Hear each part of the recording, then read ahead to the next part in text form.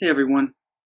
So I thought I'd spend some time talking about a subject that I've largely avoided on YouTube and in my life in general. I don't speak about it either, but I'm going to talk about it in the hopes that maybe the information could be helpful to someone else out there.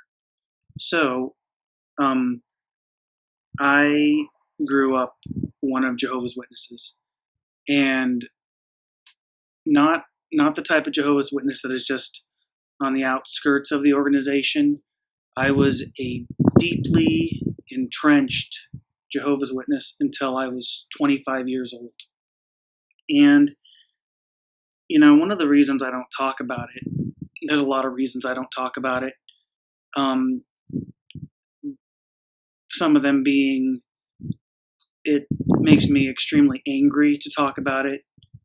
I feel like those 25 years of my life were stolen from me, and I feel like it was just such a gross waste of my potential to have to grow up in that religion.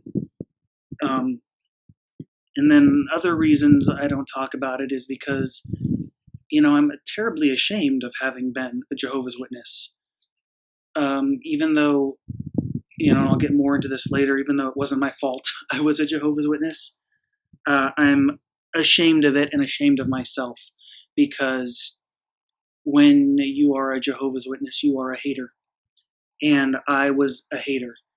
You know, my time being a Jehovah's Witness is one of the reasons why I give haters online such a wide berth and why I try to reason with them, because some people are just assholes and they choose to hate even after having been faced with education. They choose to hate, but other people have not yet found that education or that self-realization.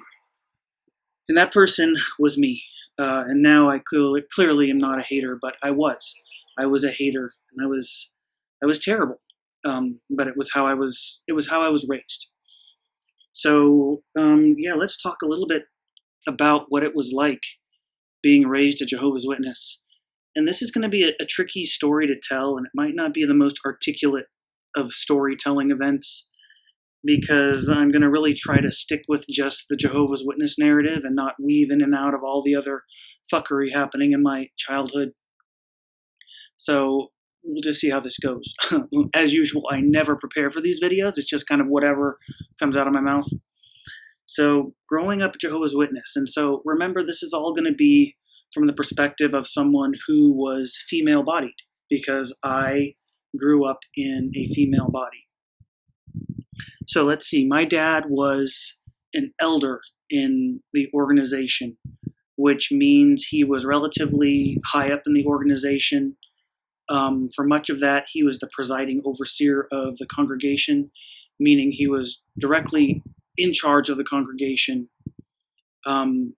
He was far enough up that my family would get relocated to different towns, to towns where more people needed to be recruited, or the congregation wasn't significantly enough brainwashed and they needed help keeping everyone under control. My family would get sent there. So needless to say, my sister and I were kept in line very strictly. And what that meant is,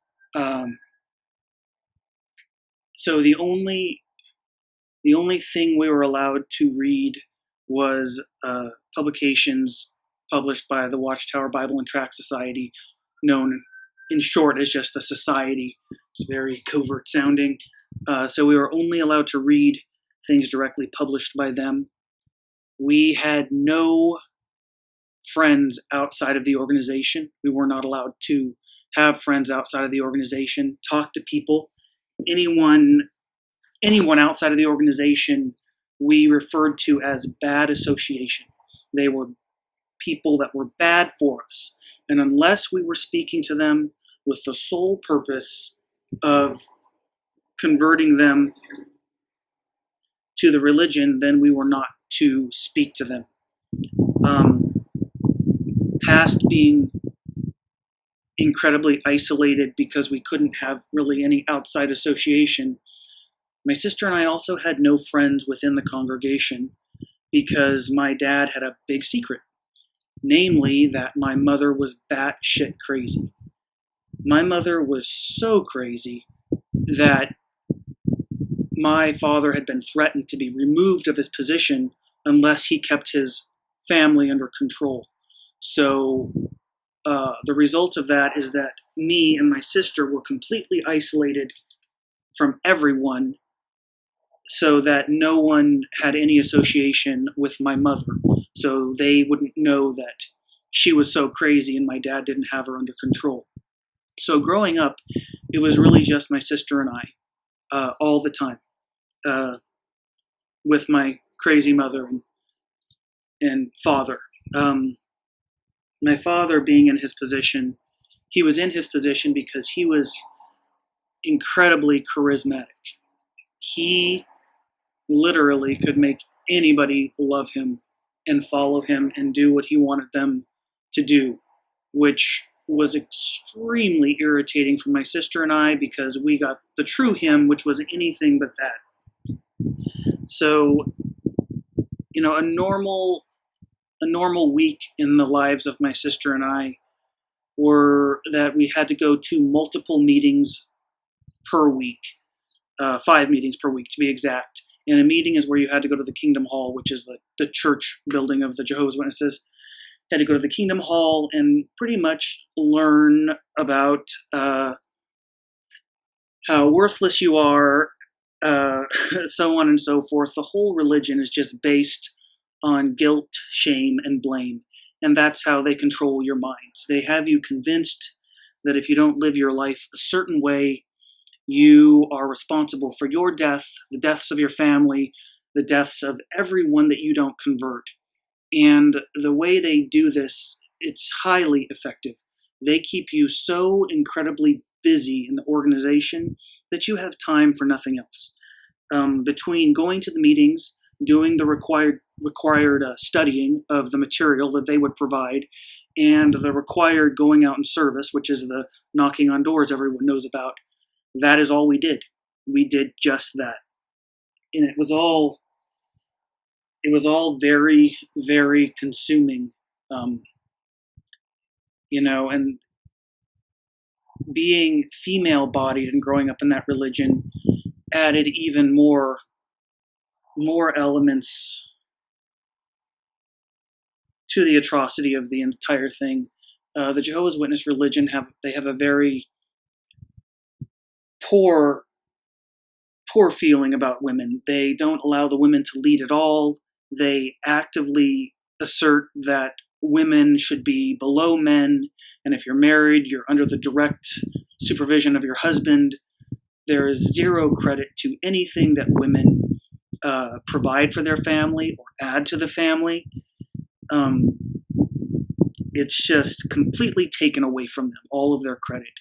You're required to dress a certain way, act a certain way, be excessively submissive and subjected to your husband and any male in the congregation who is baptized, including a child.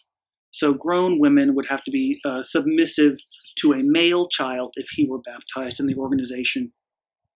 And so that's the type of environment I grew up in, having a female body in that organization, which, with me being transgender, it was just another layer of the trauma added to the entire situation.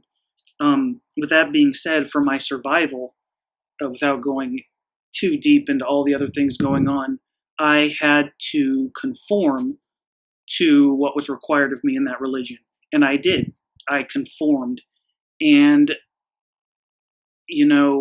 I allowed myself to be brainwashed and brainwashed myself into acting a certain way and believing certain things, even though I knew they weren't true. And I did a lot of really terrible things to people. I introduced guilt and shame into people's lives, into their minds, into their hearts. I convinced them that they were terrible when they weren't.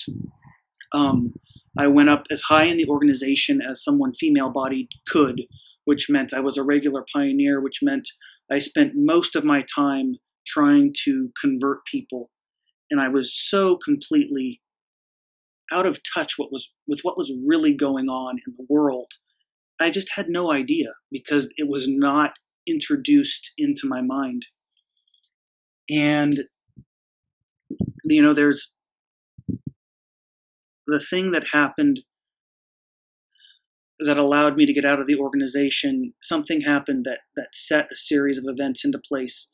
And it started when I was 16 years old. So I was 16 and I was as entrenched in the religion as I had ever been. And I was doing it for a lot of reasons, but my main reason is that's what I felt I had to do to survive the situation I was in. But my family had gone to Tacoma, Washington for a district convention. And what that is it's one of the larger conventions that the J-Dubs have, where between 10 and 15,000 people meet up for an entire weekend of guilt, shame, blame, and terror that if you don't do these certain things, you will soon die. So I was going there, and I was walking, and I wasn't right with my family, but I was near them, and we were walking into the Tacoma Dome in Tacoma, Washington, and there was a group of people outside, and they were apostates, and that's the name that Jehovah's Witnesses give to people who used to be Jehovah's Witnesses but left the religion. And there was this one woman, and she had a sign, I don't know what it said, but she looked me right in the eye, and she said something along the lines of, "Why do you believe what you believe?" And she said, "It's because they told you so." And she went on a few other sentences all along the same lines that, why are you doing this? Why do you believe this set of things that you believe? And her reason was because they told you so. And she was exactly fucking right. And it was something that I already knew, but to hear it from someone else, because like I said, I was completely isolated from anything but the religion. To hear that from somebody else allowed my mind to open up enough to set a series of events in place that got me out of the religion. But it took 9 more years for me to get out of that religion. But that woman was right. I believed what I believed because it's what I was told to believe. It's what I was told to read. It was how I was told to think. And I was controlled under the threat of my death and causing other people to die and being guilty for their blood, and controlled in so many weird ways. I cannot express, and I have no words to describe the psychological pressure put on the people in that organization, and particularly the youth. The adults that are in that organization are either youth that never got out, or they are people who experienced significant trauma and that trauma is being exploited because they needed something to lean on, and this was provided for them.